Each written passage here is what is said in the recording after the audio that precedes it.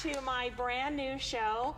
We're launching it tonight. It's called Missy Day Live, Sharing the Heart of the City.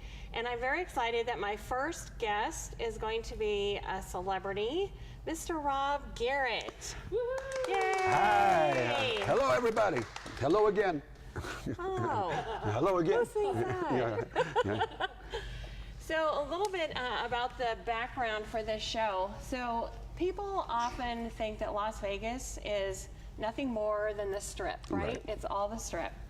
And there's so much more to this city than just gambling and the casinos. And I want to take an opportunity to not only highlight our local celebrities that provide us with awesome entertainment, but also are so good at giving back to our city. And that's one of the reasons why we have Rob here. And you've been on 50 Shades of Blonde, I think, like 4 times, right? I think about 4 times, yeah. So it's always great to have him here. And so if you don't know Rob, he is a Neil Diamond impersonator. He's the best one that I've ever seen. Thank you. You have the greatest show. So welcome and thank you so much for coming. I'm glad I get to be the one to break this thing in. Me too. Yeah. So let's cheers, shall we? Yeah, absolutely. Cheers. Yeah. Here's to you. Here's to you. Cheers, everybody. Bottoms up. Oh, cheers. Cheers. What you put in here? No, I'm only joking. I'll never tell. I'm only joking. This is like an after hours. It's like sugar and sugar. Yeah, right. So Kool-Aid. Yeah, cool. Well, kinda. Yeah. So what have you been up to? I know that you're super busy. I follow you on Facebook, and you're always flying here, there, and everywhere. So what are you doing? I'm flying here, there, and everywhere. No, but actually, April's been kind of like a down month for me. I needed a down month, and every entertainer, I think, every once in a while needs one. Right. And but I've been doing a lot of private corporate events and, like you say, traveling. And once the summer starts kicking in, I'll start getting very busy again. And I'm going to be very busy this summer, especially July and August. Because what happens in August? Then August is Hot August Night. That's all month long. Yeah. Yay. Yeah. So in August I'll be. It's one thing after the other. I'll be. I hope I remember all the dates. I'll be at the Casablanca in Mesquite on August 10th, Hot August Night. I'll be in Laughlin at the Riverside, August 14th to 18th, so 5 nights. Oh, nice. Hot August Night. I'll be making my debut at the Suncoast, which I'm excited about, because normally every year we do Hot August Night at the Cannery, but now Cannery's owned by Boyd. Right. So this year they moved me over to Suncoast, which I'm happy about. So I'll be at Suncoast on August 24, and then August 31st at the Starbright Theater in Sun City, Summerlin. Yeah. Wow, you are going to be busy in August. Well, if you have not seen Hot August Nights, I highly recommend. It's probably my favorite show that you do. It's really good. I look forward to it every year because I never knew what songs I'm gonna put into the show, insert, and what songs I'm gonna take out. And he's got so many that it's hard. It's hard not to want to do every one of his songs, but that would be 3 hours, well, at least 2 hours long anyway. With Neil Diamond, you can do 2 hours straight of hits. So I still haven't put the show together yet, but I will. So let me ask you a question. Yes. So you've talked on 50 Shades before, you know, how much you admire and like Neil. And so what did you think when he announced his retirement? Well, it took us, all of his fans, it took everybody, we were all kind of taken aback because wasn't expecting it. And at first I was a little bit in shock, because I thought I was going to see this guy, even though he's 78, I thought I was going to see him, like Tony Bennett, wait into his 80s. And so I didn't know what to think. And but what I thought is that I'm never going to see him live again. That's the first, I said, and I've seen him 17 times. And so again, it took me a couple of weeks, and I wouldn't perform for last year for about a month, you know, just because I didn't want to feel I was jumping on the bandwagon. Right. He announced his retirement from live performances, and then last year I did a special show at the Smith Center for the first time. And it was my first show since he announced the retirement. But now, I mean, I kind of feel a certain sense of obligation to continue. Not that it's my position to continue his legacy. He doesn't need me to continue his legacy, but I figured I was doing that before he retired, and I'll keep doing it. Yeah, because I think, you know, as long as you're out there and you're singing his songs, you're always introducing his music to somebody that maybe hasn't, you know, heard it before. Yeah, right? There's always somebody, or certain songs. You know, certain songs. You know, he has tunes that are more popular than others, and there are tunes that people don't even realize that he wrote. Right. You know, so yeah, but you're right. You know, and I always try to throw in some obscure songs along with. There are certain songs I'm obligated to do. You have to do just like he would be. Every single show, you have to throw Cracklin' Rosie in. You have to throw Forever in Blue Jeans in. You have to throw American. You have to throw Sweet Caroline. I get shot. Bam, bam, bam. Yeah, so I would get shot if I didn't do American, if I didn't do Sweet Caroline. Yeah. Yeah. Yeah. America, that's my favorite. Yeah, those two songs are mandatory. And Love on the Rocks. Yeah, Yep, so, yeah. that's good too. Yeah. I don't think it'd be really hard to come up with a Neil Diamond song that nobody liked. Not for me, it wouldn't be. You know, I mean, but it's kind of like Carole King. You like, you know, Tapestry? I don't know anybody that doesn't love every single song on that, right? Am I right? Tapestry? But and I think he's kind of like the same way. I'm going to say, but Tapestry is one album. True. You're right. And Neil Diamond's stuff is spread out. You know, he's a lot more prolific than Carole King was. And Carole King's Tapestry is iconic, but he's got a bunch of iconic albums. Yeah, and that's what I'm saying. All of them are like that, where you can, especially now, I listen to people and I forward through songs that I don't particularly like, but I never do that with him. Right, and another thing I will say is because of Sweet Caroline, as opposed to other artists like Carole King or James Taylor, he's managed to roll over to our youngins, if only because of that one song. Right. If only, you know, and they may not know one other song but everybody in the world. I've been in places where there've been 22-year-olds, you know, singing Sweet Caroline. I've been in places where there've been 82-year-olds singing Sweet Caroline.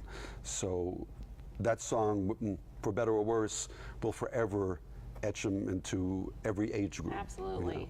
That's a song when they play that at the Golden Knights games. People go crazy. Yeah, it was Sweet Golden Nights, right? Yeah, and of course, Fenway Park, a lot of sports arenas, but it became big in Fenway Park with the Red Sox, right? You know, so, which they still do to this day. They still do. So, whenever you would go and see Neil, was it kind of like a learning experience? Were you like just enjoying the moment, or were you like trying to learn new things? When I went to see him, is that what Yes. you're saying? Live. I mean, I think first of all, at the beginning when I went to see him, I had no idea I was going to be doing this. So I was a kid, and actually, I saw him in a pretty historical concert right here in Vegas. Because I don't know if you know this, but he opened the Aladdin Theater for the Performing Arts, which is now, I believe, Zappos, right? Yeah, it is Zappos. Right. And but it was much that. bigger then. It was 7,500. And even though by today's standards, when you look at T-Mobile, 7,500 doesn't seem like a huge place. But we did in '76. And I went when Mom took me, you know, and she was a big fan too. So in '76, having it was the first state-of-the-art arena Vegas ever had, on the Strip, and there was nothing like it. Right. And I remember it. I remember it like it was yesterday, and I was a kid, but he called 2 concerts He hadn't played Vegas, and he wouldn't play Vegas because he refused to play showrooms, you know, and he said, I don't want to, he was a concert guy, so I don't, and his thing was, I don't want to play a place where they're serving dinner while I'm singing. You know, I'm performing, and I hear the clank of plates. You know, and he was already a superstar. He already did the original Hot August Night show at the Greek in L.A. So, and Vegas was trying to get him for years, and they offered him like stupid money, you know, and he still wouldn't do it. But then the Aladdin opened this state-of-the-art theater, and it wasn't going to be making reservations, because back then, I've been living here since '74. So. That's what you did to go see. Just pick up the phone and, you know, I want to go see Elvis, and they didn't ask for credit cards or anything like that. They just said, I want to, you know, for Garrett for 2, and that was it.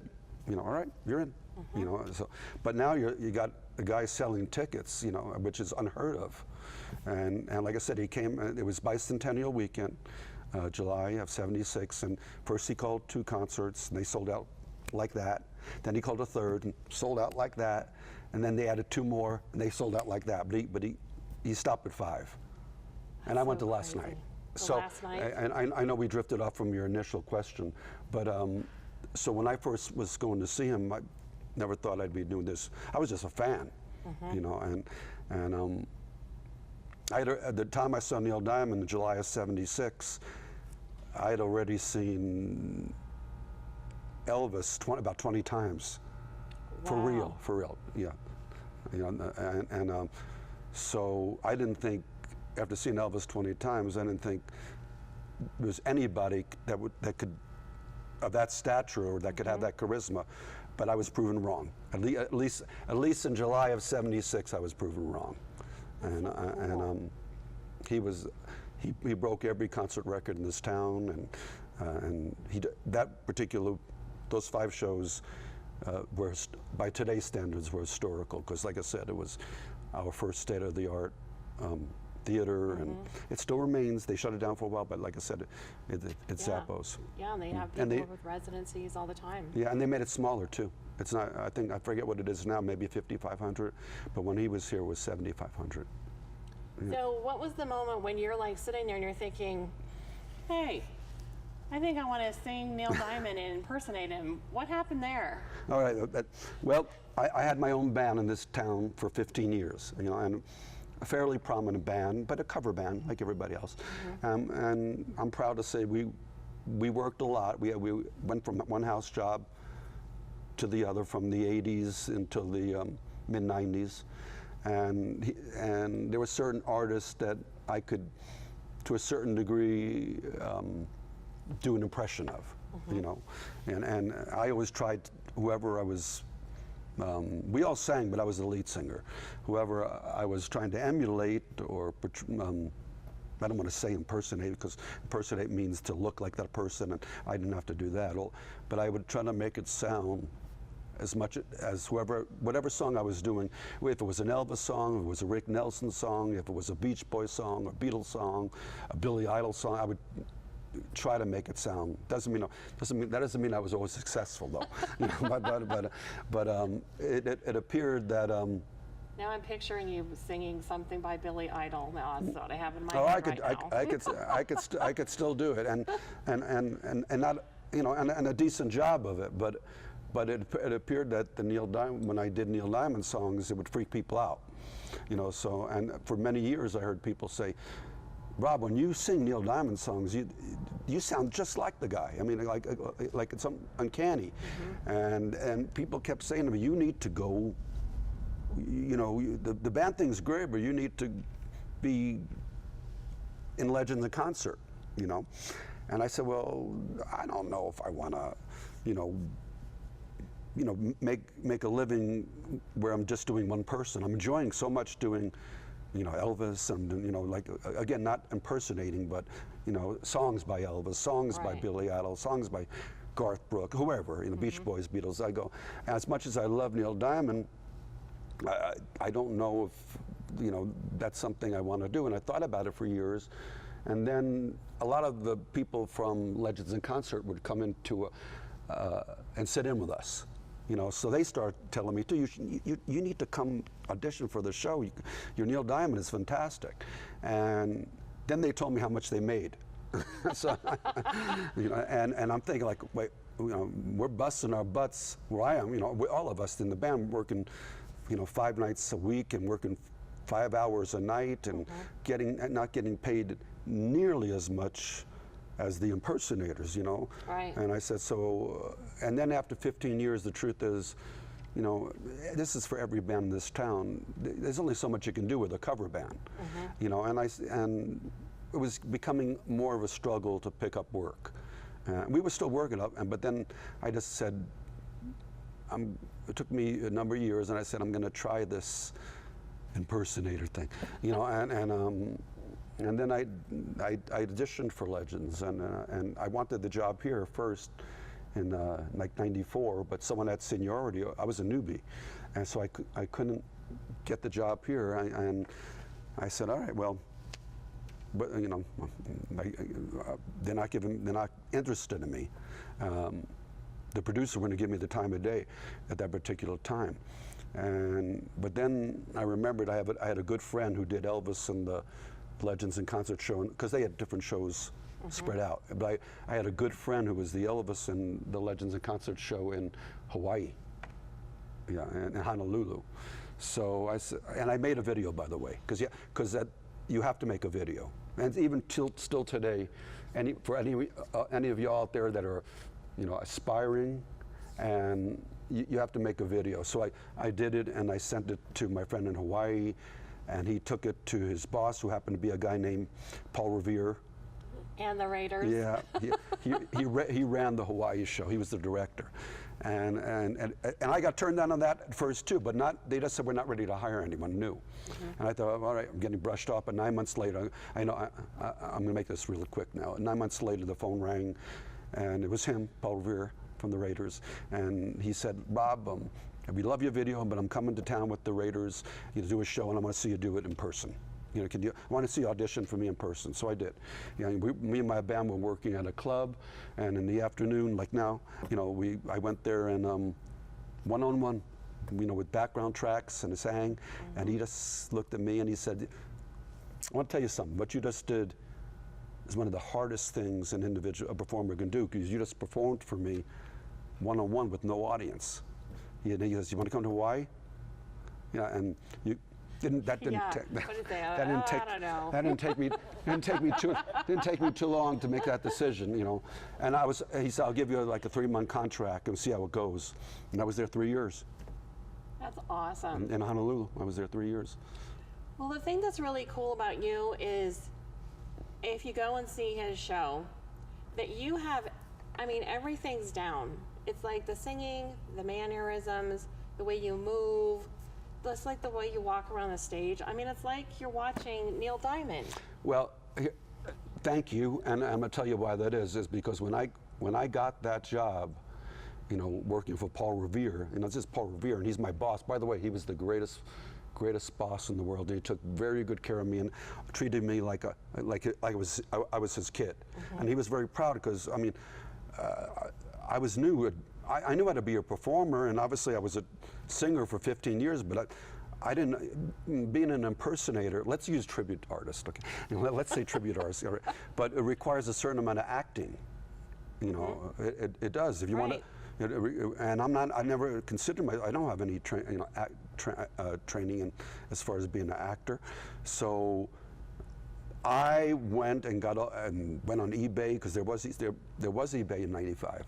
Believe it or not, there was, you know. And I know it's hard to believe there was, and I bought bootleg and pirated videos people took from the audience, and I bought stacks of videos. And when I was in Hawaii, when I would be getting ready in the dressing room,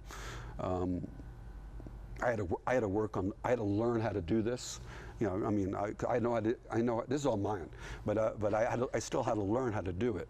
You know, because I said I don't know how to do that. I don't know how to do that hairstyle. You know, it's a 70s, 80s hairstyle. You know, and Paul said, I'm gonna send you to my hairdresser.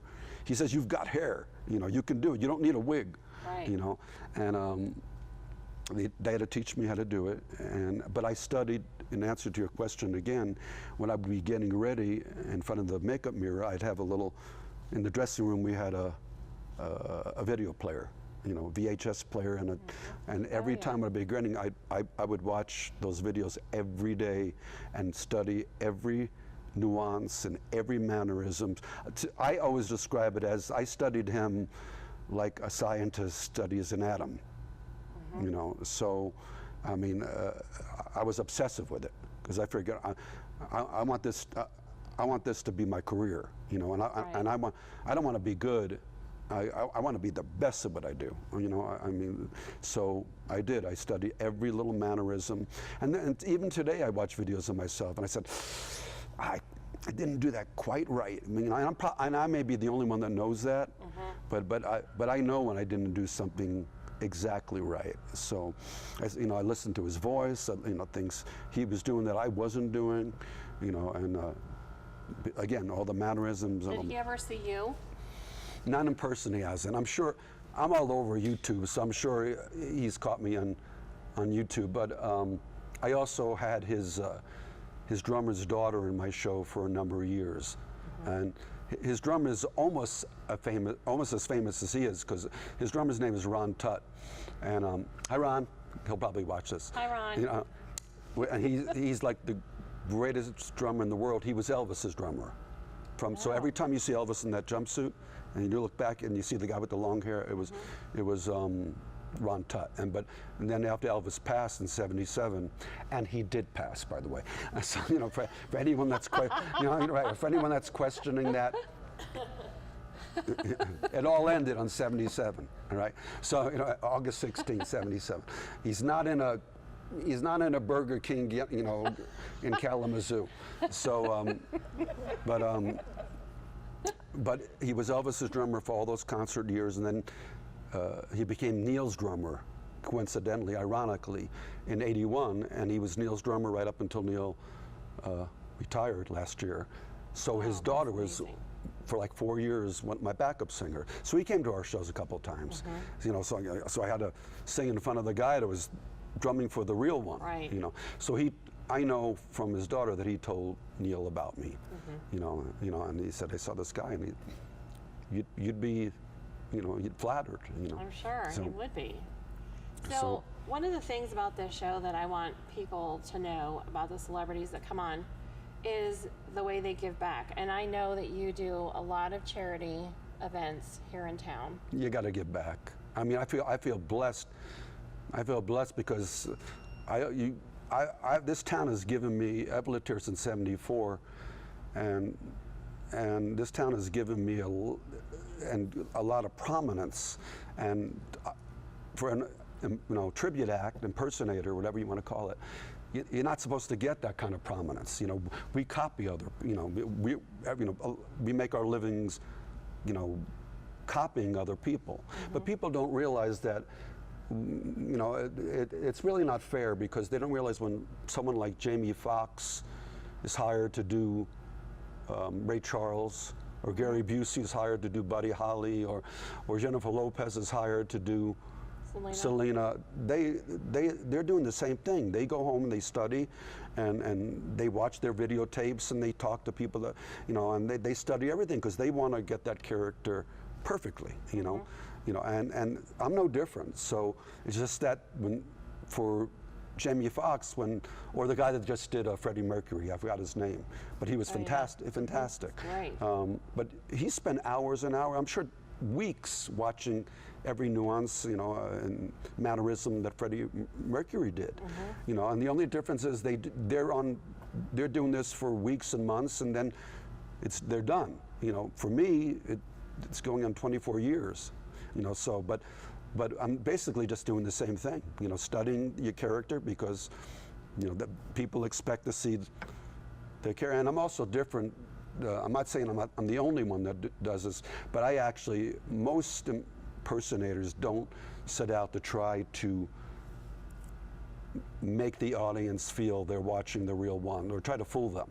And I actually do try to set out to hypnotize them, they know I'm not the real one. But again, I compare it to a magician levitating a human being. We know that person's not really, but when we're in front of us, we're going, holy smokes, that that person's rising, and for those few minutes, you actually believe that person is being levitated, and so for 90 minutes, I really go out to try to convince my audience that they're watching Neil Diamond, and it's not. I'm not going to succeed with everyone, but it works with a lot. Well, I'll tell you, when you come out with your blue shirt, black pants, and you go into your We're Coming to America thing, I swear to you, because I've seen Neil a couple times myself, and it's like, yep, that's it. I mean, you nail it. Thank you. Every thank you. time. Well, that means I was successful, at least with you. Yes. Okay. Well, I think you're successful more than me, but Yeah. No, really, there. Do you ever have a time where you're like sitting there and you're thinking, I have to go out and sing Neil Diamond songs again? Never, ever. Really? Never, ever. In fact, I was like, I can't wait to do it again. Like, when's the next show? I can't wait to do it again. And I've seen him on enough talk shows, obviously, and they ask him the same. He's Neil Diamond. They ask. He's been asked the same by Jimmy Kimmel, whoever. Dave. They ask him the same question. Do you ever get tired of going out there and singing Sweet Caroline? And he goes, never. And I can concur with that because, first of all, there's a lot of new people every time you do a show, and just that reaction. As long as you're getting that reaction right. and that enthusiasm, and they're reacting to you and they're going crazy, how could you get tired of that? Right. Even if it was the same exact people every show, which it's not, but even if it was, as long as they're carrying on like that, who cares? Who cares? It's our life force. It's what makes us, energetic and gives us incentive. Well, it means you love what you do, right? I mean, you're passionate about it. You can tell the way you talk about it. That it's your passion and you love what you do. I love what I do, and I love him. And I love what he does, and all 17 shows, and I couldn't have chosen a better character. Like at first I was like, geez, do I want to make a living? I love Neil Diamond, but do I want to make a living, off the one guy? But I've done it again, going 24 years. It'll be 24 years in next month, and I couldn't have picked a better guy. Everyone loves him. Everybody loves. Whether you admit it or not, you have a favorite Neil Diamond song. That's right. That's true. You do. Whether it's Red Red Wine, and he wrote Red Red Wine, or I'm a Believer, he wrote I'm a Believer. So or Sweet Caroline or America, we can go on. Everybody loves Neil Diamond, and the guy, I just dropped my pack, and the guy's never done anything controversial or made waves. You never hear him voicing his opinion about nice politics. Guy. Yeah, very straightforward. Just a regular guy, just a regular, who happens to be a multimillionaire, and can write songs like nobody. Yeah. Well, I hope everybody has enjoyed getting to know a little bit more about Rob Garret and who he is and why he loves what he does, and his commitment to Neil Diamond is just amazing. So I would say he's got a lot of shows coming up here in town in the summer, so go out and catch Neil Diamond, done by Rob Garret like no other. And thank you for tuning in to my very first show, and Missy Day live, sharing the heart of the city, and I'll be back next month, and I'm going to kind of keep my guest under wraps. We have celebrities that are going to join us and do the same thing, where you have an opportunity to get to know some of the performers on the strip. So I'm going to totally put you on the spot right now. Are you ready? You're going to ask me to sing a song, right? Just right. We'll all join you, okay? So you won't be alone. Sweet Caroline. Okay. Just take us out on that. How much time do I have? I think you have like a minute. Oh, really? Okay. Let's just do the chorus, okay? Okay, all right. You're all going to do. We have people in the audience. Yeah, right. we have people. We have breathing human beings in the audience. So I'll go, Sweet Caroline. Bum, bum, bum. Good time never seems so good. So good, so good, so good. I've been inclined to believe they never would. I'll do it again. Sweet Caroline. Again. Good time never seems so good. So good, so good, so good. I've been inclined to believe they never would. Oh, no, no, no. Yay! And mid-afternoon. Yay, thank you so much. So much. My Tune in pleasure. next month.